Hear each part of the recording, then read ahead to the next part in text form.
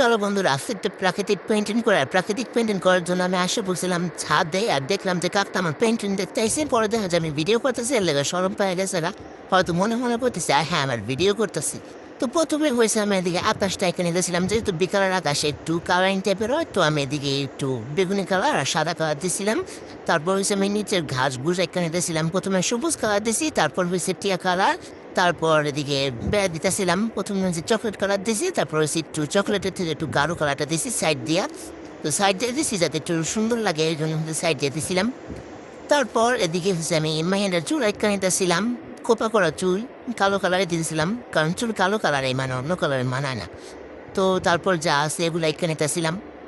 ওগুলো আঁকার পর আমি শাড়িটা দিয়েছিলাম গোলাপি কালার প্রথমে ভাবছিলাম যে লাল কালার দেবো কিন্তু লাল কালার দেবো তো একদম বাংলাদেশের পতাকা দেবো খেলে আমি বেগুনি কালার দিয়েছিলাম।